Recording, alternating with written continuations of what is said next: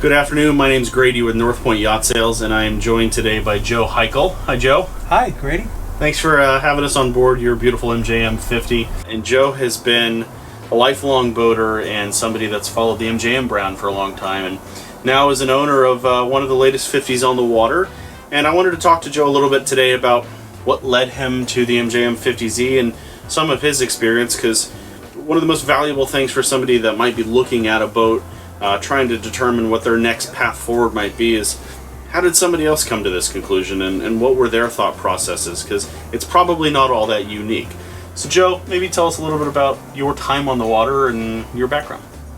Okay, I started boating in the 80s. My dad had performance motorboats, and then in 1990 I bought my first boat. It was a sailboat. I had a buddy of mine that I went sailing with a couple of times, and I got the sailing bug, and we owned a Beneteau 35 from 1990 through 2000.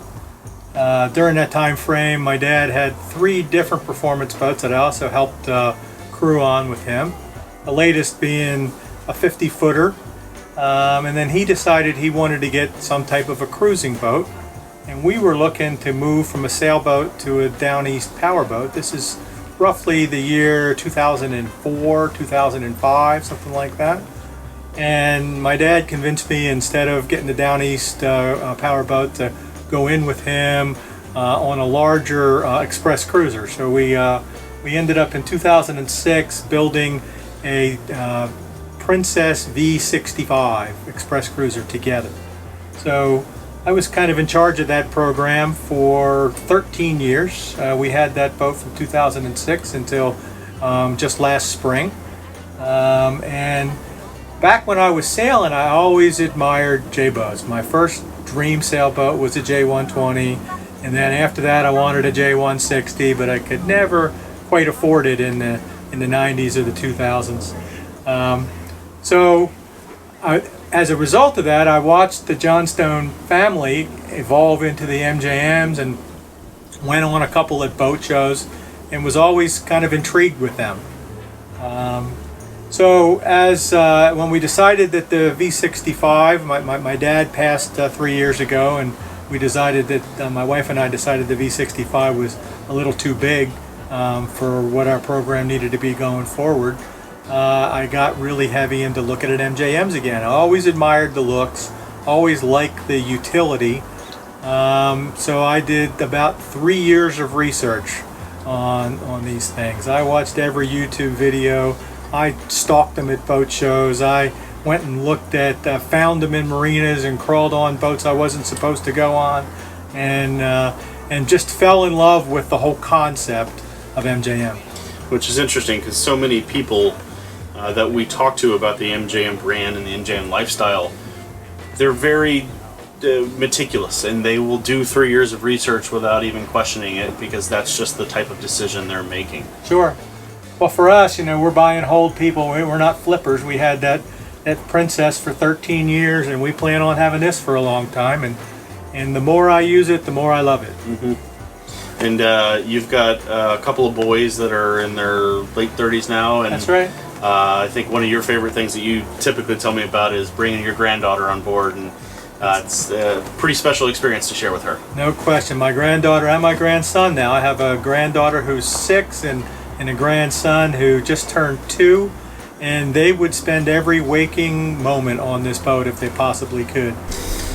When you were doing your research, what are some of the features that most appealed to you about the MJM? Well, the first is the visibility. I'm used to a big express cruiser where you couldn't see the stern and you had to put crew in the back to help dock. So the visibility and the level platform, just being able to easily go from the stern of the boat all the way forward, and to have my wife and I be able to maneuver this boat very easily by ourselves with no problem whatsoever. We marvel at how quick we get off the dock, mm-hmm. and how quick we get back home again, or back to the car when we put the boat away. How little there is to really do to clean up. It's like, boy, that's all there is. And how less fatigued we are as a result of running the boat. which is a unique thing that a lot of people don't recognize, is boating fatigue is the number one reason that people go back to the dock early. They're tired because they're in a boat that doesn't necessarily give them the sure-footedness and doesn't handle the seas like an MJM does. So when you're back at the end of an 8-hour boating day, you're still refreshed and you're not wiped out. Well, the other thing that most people underestimate, especially the men who want to make this purchase decision on their own and then try to convince their wives that this is the way to go, they underestimate how much say that the wife really has in keeping her happy. If she's not happy, she's not coming to the boat, and then you're not going to be happy either. Mm-hmm. And I can tell you with this boat, we were out this past weekend. We came home, from St. Michael's to Baltimore on Monday actually, and it was blowing out of the northwest at 25 on the nose. We had steep, short chop, and it was 4 to 6 footers constant all the way up the bay. I had the boat at 28 knots. It never landed hard, and I looked over at my wife, and she didn't even know that it was, moderate to rough out. She's looking at her phone. She's looking at her iPad. We're taking spray sometimes all the way over the cabin house, but it never landed hard. We docked the boat, just the two of us, in about a 20-knot crosswind. No sweat, no problem. So all the headaches and all the fatigue created by running in rough weather, this boat solves. It's a great testament. As you run the boat, have there been any pieces of technology or any pieces of gear that you found that might have surprised you or that have added value in ways that you may not have anticipated? The more I use it, the better it is. I was worried a little bit about storage because I'm coming off of a bigger boat, but boy, if you organize it, the storage in this boat is great. Mm-hmm. We've had no issues with that, and I think, as I was telling you previously, we run inflatable, paddle craft, and I've been using the swim platform for that. I got electric bikes that are in the lazarettes. We've had no problems, accessing that stuff and storing all that stuff. But the thing that I guess the combination of the IPS with the Seakeeper and the auto trim, the fact that the boat just doesn't roll, even at planing speeds. That we were on Eastern Bay on Monday. It's blowing, like I said, 20 to 25 from the northwest. You got 4 to 6 footers, and the boat's level. Well, think about that. You just don't. You're not used to running boats that are level in a beam sea, and this boat just does. And the more I run it, the more amazed I am. The other thing too is that, how many times do you see people coming to the dock to get ready that don't have their dock lines out and aren't prepared, and the man's at the helm and the woman's scrambling around to get the lines and she doesn't have them ready, and the man's yelling at the woman? Well, that's the quickest way to get to have a problem boating. What we've been doing, especially since we've been boating since March the 1st this year, and there's hardly been anybody in the marinas, is we get about 15 feet off the dock. I engage the DPS on both sides, both docking and undocking, and then I go help my wife Gail get everything ready.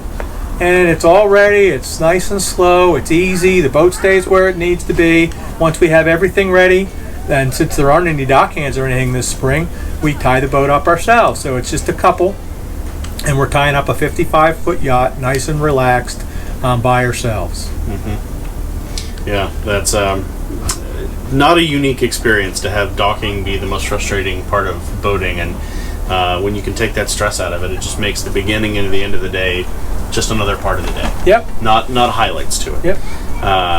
You and I talk a lot about cars, and I know you've got an affinity for watches and just technology in general. When somebody's shopping for a boat, they like to compare it to something that they know. Yep. So what would you compare this to, maybe for another piece of technology? So yeah, I do collect cars and I do collect watches, and I would call this boat an elegant tool. Okay. And I have two other elegant tools, both of which I'm using today. I drove here in my AMG E63 wagon. Beautiful. That'll haul my paddlecraft, it'll haul my bicycles, but it'll go to 60 in 3.5. And then because it's got 615 horsepower, I think. And then I have this Yachtmaster 42 It's an elegant watch, but it's also, you can actually read the numbers, and the print's big, and the luminescent works good, so everything just works. So that's what I would compare it to, and I would call it an elegant tool. Yeah, that's a very good way to put it. There's a lot of folks that are afraid to use their boats because it might be stressful, or they might be worried about dinging it, but at the end of the day, the MJM was meant to be used, and it was set up such that it's easy, and it has the support so that when you're on the water, it's not something that you're going to worry about or be stressed over. The marketing info says you're going to use your boat 3 times as much as normal, and I'd agree. Between the end of October last year and just before Christmas, we put 60 hours on the boat. Of course, part of that was the trip from Boston at the factory to bring it back, and this spring we're up over 100 hours now, so we've put over 40 hours on the boat. So I think that those using the boat 3 times more is going to be accurate for us. Mm-hmm. I'm always looking for a reason to go out. Yeah. I'm always looking for a reason to run the boat. What about Gail? What's her favorite part about the boat? Oh, just the way that it lives. And it just there's just so many little details that you really have to get on one to understand. Mm-hmm. We had a 65-foot boat before, but none of the cushions were comfortable. All of these cushions are comfortable. We have slept in all 3 cabins, and mainly it's because we've just got tired and fell asleep and just didn't feel like getting up and going to bed. So every place here is comfortable. So that's really what it is. And the fact that, our old boat, we had, big, thick, heavy spring lines that you had to go down into a lazarette and climb down in a ladder, and after a while asking your wife to climb down and pick up a 50-foot spring line and go up and down steps on a ladder gets old. Mm-hmm. This boat, the dock lines and the fenders are within 5 steps of where you're going to use them. Everything's easy. So that's what she likes the best. Yeah, I would say that, as I mentioned earlier, making boating easier, it just should be. It doesn't have to be work and be difficult for everybody on board. The fatigue part, we're just not tired driving home. At the end of a weekend, we feel invigorated and not tired. Used to be, we put that other boat away, we'd spend 2 hours, getting it ready to go home, and we'd both get in the car and look at each other and say, Jesus, we're tired. Mm-hmm. So. Good. And you took delivery this past October? That's correct. End of October, barely October. Right. And did the cruise home, probably spent about 5 or 6 days making your way home from New England. We did. You were the first boat probably on the Chesapeake Bay this spring, one of the last ones out last fall. Yeah, we when we put the boat away last December, we took it from St. Mike's up here to Baltimore, and we had about 3/4 of an inch of slush on the deck, and it was snowing on the way back. Really amazed at how the heating and HVAC system works. We've run this boat pretty much the whole time now, except for the past couple of weeks with the heat on. And it's awful nice to be out when it's 35 or 40 degrees outside, and you're just, cozy in this pilot house running, 35 knots doing distance cruising. Yeah, so. Just about every weekend last December, I'd get a photo from Joe saying, cuddled up in the bridge deck and very, very comfortable, despite the fact that it's 40 degrees and snotty out. So that's exactly right. We've both become good friends with a gentleman named Jim who has a 50 here on the Chesapeake Bay, and he ran big Hatteras motor yachts and lots of boats over the years, and he said that having the MJM 50, which he takes to Florida and back every winter, it changed the way that he saw and ran the ICW. He's experiencing things he's never done before, and it's reinvigorated his boating. You've obviously got a lifelong boating history, so what's something you're looking forward to doing and something that might be different for you now? So we have a trip planned already this summer, have slips booked, 2.5-week trip to New England. We've been to New England before on the other boat, but we haven't really spent a lot of time, multiple days in each port. We're going to spend, I think 4 nights in Mystic, and we're going to spend like 5 nights in Block Island. Haven't really spent much time in either one of those ports, and we're really looking forward to that. So the fact that the boat, cruises at a high rate of speed, and you don't necessarily have to spend, hours and hours and hours on the water to get from one place to the other, makes the ports that you visit, gives you more time to visit there. And we have these Go Cycle e-bikes that we really love. So we plan on using them to, in Mystic to probably go to Stonington and some other towns as well as spend a bunch of time in the seaport. And then we plan on bike tours of Block as well. Well, I think this has been just a nice little chat, and I appreciate you spending some time hopefully educating somebody else who might be interested out there about an MJM, be it a 35, a 40, 43, or a 50, 53. And there's lots of great brokerage opportunities for MJMs, and it's a family. I've gotten to know you and your wife Gail pretty well, and now your two sons, and we're excited for you and encouraged to have you out on the water. And we often say that you're one of our better evangelists that we have on the Chesapeake Bay. So thank you very much for building a boat with us, the North Point family and MJM, and look forward to many more years of happiness on the water. Well, the experience has been great. You guys have really treated us well, and you're right about the family part. I've become fast friends with other MJM owners, both on the Bay and in New England. Going to those events, and it just feels different than the other experiences that I've had. So thank you very much. Wonderful. Well, thanks, Joe. Appreciate it, and see you on the water soon. All right. Thank Cheers. you.